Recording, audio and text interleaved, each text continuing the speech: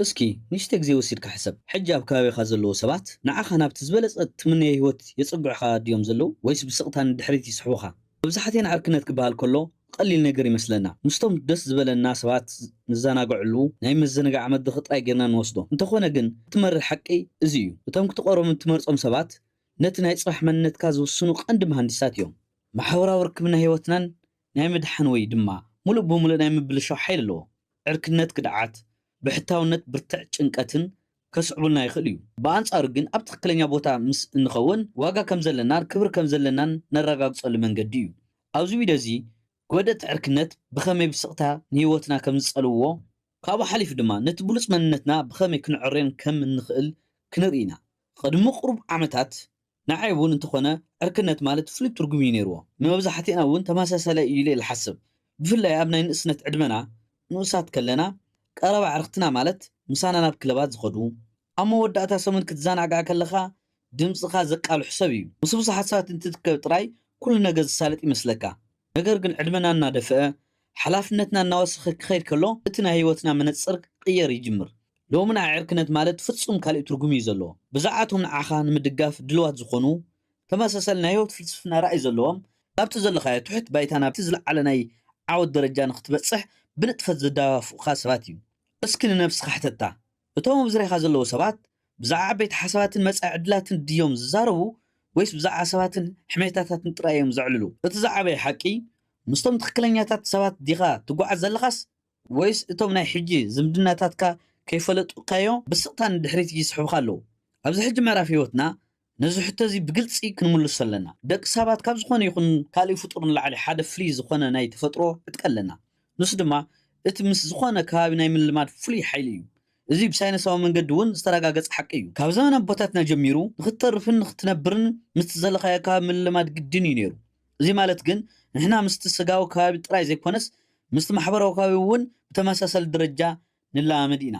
ኣብ ሓደ ኩርናዕ ኮፍ ኢሎም ሙሉእ መዓልቲ ኔትፍሊክስ ዝርእዩ እኩብ ሽጋራ ወይ ሓሽሽ ዝትኹኹ ኣብ ሶፋ ተደፊኦም ብዛዕባ ሕሱም ህይወትን ኩቱር ስእነትን ጥራይ ዝምርምሩ ሰባት ዘለዎ ከባቢ ክትነብር ከለኻ ሓንጎልካ ነዚ ኩነታት እዚ ከም ተፈጥራዊ ሓቂ እዩ ዝወስዶም እቲ ንቡር ስሩዕ ዝበሃል ናይ ህይወት ደረጃኻ ቀስ ብቀስ ክሳብ ናቶም ትሕት ይብል ሓንጎልካ እዚ እዩ እኮ እቲ ንቡር ህይወት ኢሉ እዩ ስለ ዝኣምን ካብኡ ንላዕሊ ክትሓስብን ክትፅዕርን ድሌት ኣይህልወካን እቲ መር ሓቂ እዚ እዩ ሰብ ባህሪኡ ናይቲ ዝውዕለሉ ከባቢ ውፅኢት እዩ ምስቶም ኩሉ ግዜ ዘማርሩ ምንም ራእይ ዘይብሎም ሰባት ክትውዕል ከለኻ ብዘይፍላጥካ ናይ ምጉርምራም ተስፋ ምቁራፅ ልምዲ ትወርስ ብኣንጻር ግን ምስቶም ዘይሕለሉ ንለውጢ ዝቃለሱ ብግብሪ ሰርሑ ሰባት ክትውዕል ከለኻ ሓንጎልካ ብባህሪ ነቲ ዘይሕለል ስራሕን ዓወትን ከም ናይ ህይወት መሰረታዊ መትከል ገይሩ ዳግማይ ክፅሕፎ ይጅምር እስኪ ንህይወትካ ከም ሓደ ዓብዪ ፊልሚ ጌርካ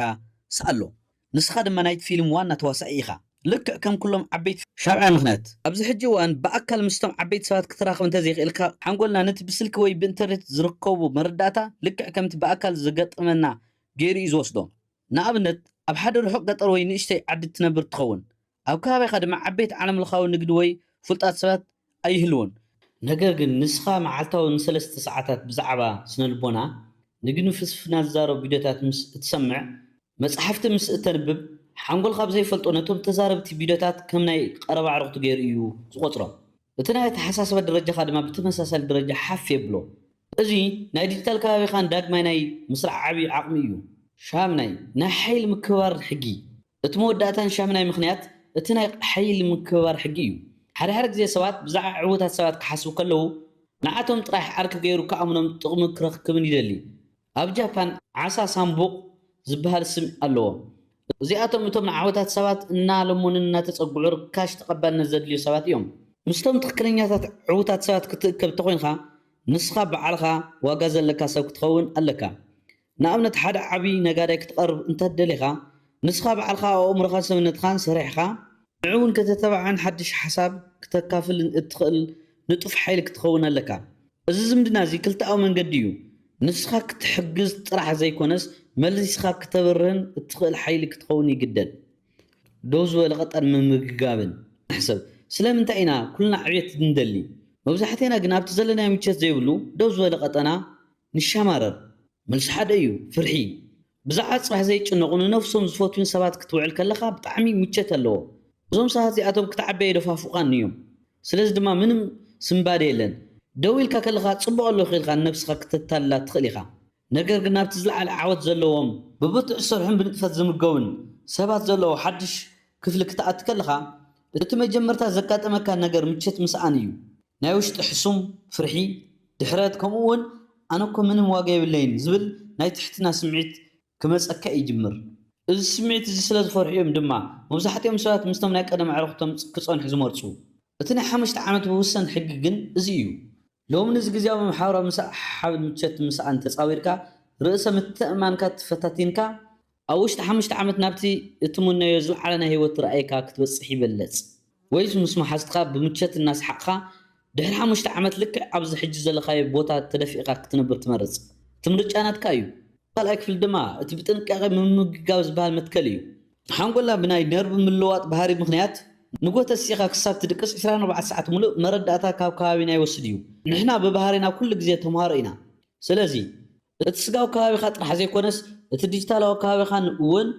ንመጻኢ ህይወትካ ቀጥታ ይቋርጾ ኣሎ መዓልታዊ ኣብ ቲክቶክ ፌስቡክን ወሪድካ ናይ ሰባት ደርፊ ኔጋቲቭ ዜናታት ወይ ትርጉም ኣልቦ ናይ ዳንስታት ቪድዮታት ጥራይ እትምገብ እንተኮይንካ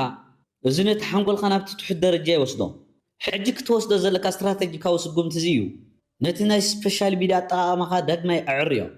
ነቶም ዋጋ ዘይውስኹልካ ናይ መዘናግዒ ፔጃት ኣንፈሎ ወይ ሚት ግበሮ ኣብ ክንዱ ነቲ ናይ ስልክኻ ስክሪን ናይ ዓበይቲ መሳርሒ ግበሮ መዓልታዊ 5 ገጽ መጽሓፍ ምንባብ ናይ መጽናዕቲ ወይ ናይ ስራሕ ፈጠራ ቪድዮታት ምስማዕ ከምኡ ንነፍስኻ ዘነቓቕሕ መምህር ቪድዮታት ምርኣይ ልምዲ ግበሮ እዚ ማለት ነቲ ከዋንነትካ ምቅያር ነቲ ዲጂታላዊ ከባቢኻ ከም ስጋዊ ከባቢኻ ጌርካ ብጥንቃቐ ትመርፆ ኣለኻ ማለት እዩ ከባቢኻ ዳግማይ ምውዳብ እሺ ሕጂ እቲ ዛዕበይ ሕቶ ዝለዓለሉ ግዜ እዩ ከመይ ገይረ እየ ካብዞም ንዓመታት ዝጸንሕናይ ዕርኽተይ ዝርሕቕ ፀረ ኣየር ወይ ዓብይ ባእሲ ክፈጥር ኣለኒ ድዩ ዝብል እዩ መልሱ ኣይፋለን እዩ ፍጹም ባእሲ ወይ ድራማ የድልየካን እዩ ንሰባት ንስኹም ንድሕሪት ትስሕቡን ኣለኹም ኢልካ ክትነግሮም ፀላእትኻ ክትገብሮም የብልኻን እቲ ብሉፅ መንገዲ ብዘይ ጫውጫውታን ብሰላምን ምፍላይ እዩ እዚ ማለት ንጥፈታትካን ግዜኻን ዳግማይ ትሰርዑሉ ናይ ስቕታ ወሰን እዩ ንኣብነት ቅድሚ ሕጂ ኣብ ሰሙን 3 ግዜ ምስኣቶም ወፂኻ ትዘናጋዕ እንተ ነርካ ሕጂ ናብ ሓደ ግዜ ቀንሶ ቢዚ እየ ሓድሽ ስራሕ ወይ ፕሮጀክት ሒዘ ኣለኹ ብምባል ብምኽንያት ኣይፋልን ምባል ልመድ ነቲ ዘይስማዕምዕካ ፃውዒታት ብኣኽብሮት ምቕባል ደው ኣብል ምንም ዓይነት ናይ ብድለኝነት ስምዒት ኣይሰማዕኻ እዚ ህይወትካ እዩ ዕድመኻን ግዜኻን ንምምሕዳር ምምራፅ ሙሉእ መሰል ኣለካ ካብ ሰባት ምፍላይ ብፅልእ ዘይኮነስ ንርእስኻን ዕላማኻን ካብ ዘለካ ፍቕሪ ዝብገስ ስጉምቲ እዩ እቲ ካልኣይ ክፋል ድማ ልዕል ዝበሉ ደረጃ ዘለዎም ሰባት ክትስሕብ ተደሊኻ ንስኻ በዓልካ ክተማልኦ ዘለካ ቅድመ ኩነት እዩ ንስኻ ጥራይ ክትጥቀመሎም እንዳንደለኻ ናብ ዓወታት ሰባት ክትፅጋዕ ኣይትኽእልን ንሳቶም እውን ልክዕ ከመኻ ንግዜኦምን ከባቢኦን ብጥንቃቐ እዮም ዝመርፁ ስለዚ ንነፍስኻ በዓልካ ዋጋ ዘለካ ሰብ ክትኾን ኣለካ ንነፍስኻ ከምዚ ኢልካ ሕተታ ኣነ ኣብቲ ዘለዎም ክፍሊ ክኣቱ ከለኹ እንታይ ሓድሽ ነገር እየ ሒዘሎም ክመፅእ ነዚ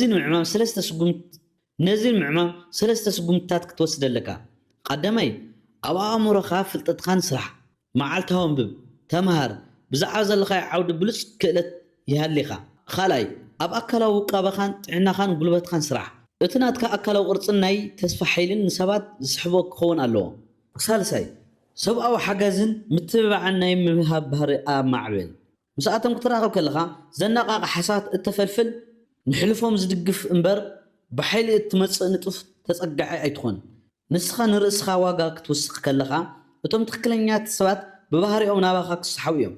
ነዚ ኩሉ ክንማየጠሉ ዝፀናሕና ሓሳብ ብሓደ ዓብዪ ሓቂ ክንጥቕልሎ ህይወትካ ናይቶም ብበዝሒ እትውዕለሎም 5 ሰባት ማእኸላይ ውፅኢት እዩ እዚ ተለምዶ ኣባህላ ጥራይ ዘይኮነስ መዓልታዊ ብተግባር እትዕዘቦ መሪር ወይ ድማ ጥዑም ጋህዲ እዩ ሕዚ እቲ ምርጫ ቢድካ እዩ ዘሎ ናይ ገዛ ርእስኻ ዛንታ ቀንዲ ተዋሳኢ ይኹን ነቲ ተፈጥሮ ዝዓደለካ ዓብዪ ዓቕሚ ንምውፃእ ንዓኻ ዝስማዕማዕ ንቅድሚት ዝደፍእን ከባቢ ንምፍጣር ሎሚ ውሳነ ክትውስን ኣለካ ካብቶም ንድሕሪት ዝስሕቡኻ ሰባት ብሰላም ክትርሕቕ ከለኻ ወይ ድማ ኣይፋሉን ሕጂ ግዜ የብልን ክትብል ከለኻ ምንም ናይ በደለኝነት ስምዒት ኣይሰማዕኻ ንነፍስኻ ንመጻኢኻ ክትብል እትወስዶ ቁኑዕ ስጉምቲ እዩ እዚ ቪድዮ እዚ ንሓሳብ ዘነቓቕሕ ኮይኑ ተረኺብኩሞ እዚ መልእኽቲ እዚ ንመሓዘትኩም እውን ክበፅሕ ሸር ግበሩ ከምዚ ዓይነት ህይወትኩም ኣተሓሳስባኹም ዝቕይር ትሕዝቶ ኩሉ ግዜ ንክበፅሐኩም ሕጂ ቪድዮ ላይክ ግበሩ ነዚ ቻናል እውን ሳብስክራይብ ግበርዎ ኣብ መወዳእታ ካብዞም ተዛረብናሎም 8 ነጥብታት ንዓኹም ብዝበለፀ ተንከየኩም ኣየናይ እዩ ወይስ ኣብ ሂወትኩም ካብ ሕማቕ ዕርክነት ዝተማሃርኩሞ ዓብይ ትምህርቲ ኣለኩም ሓሳብኩም ኣብ ታሕቲ ኣብ ኮሜንት ኣቕምጡለይ ኣብ ዝቐፅል ቪድዮ ብዝበለፀ ሓሳብ ክሳብ ንራኸብ ሰላምን ዕቤትን ንዓኹም ይኹን ቻው